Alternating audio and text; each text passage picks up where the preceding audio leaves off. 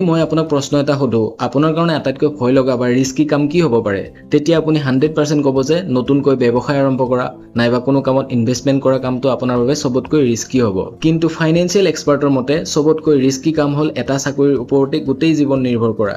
এটা ইনকামৰ ওপৰতে গোটেই জীৱন নিৰ্ভৰশীল হোৱাটো লাইফৰ আটাইতকৈ ৰিস্কি কাম বুলি কৈছে। কিন্তু মানুহে এইটোৱে আটাইতকৈ সহজ আৰু সুৰক্ষিত বুলি ভাবে, কাৰণ 80 পৰা 90% মানুহে কেৱল চাকৰিৰ ওপৰতে নিৰ্ভৰশীল হয়। কিন্তু যিসকল সফল আৰু ধনী ব্যক্তি তেওঁলোকে প্ৰথমে সৰু সৰু কেইবাটাও ব্যৱসায় নাইবা ইনকাম সোৰ্স বনাবলৈ আৰম্ভ কৰে আৰু এনেদৰে আৰম্ভণিতে কিছু পৰিশ্ৰম কৰি নিজৰ বাবে কেইবাটাও ইনকাম সোৰ্স বনাই লয় আৰু লাহে লাহে পিছলৈকৈ তেওঁ কোনো কাম নকৰিলেও অনায়াসে তেওঁৰ উৎসসমূহৰ পৰা পেছিভ ইনকাম পাবলৈ ধৰে।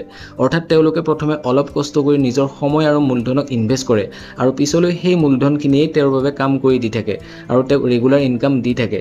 সেইকাৰণে কোৱা হয় ধনীসকলে পইচাৰ কাৰণে কাম নকৰে, পইচাই তেওঁলোকৰ কাৰণে কাম কৰে আৰু ইয়াকেই এছেটছ বুলি কোৱা হয়। যদি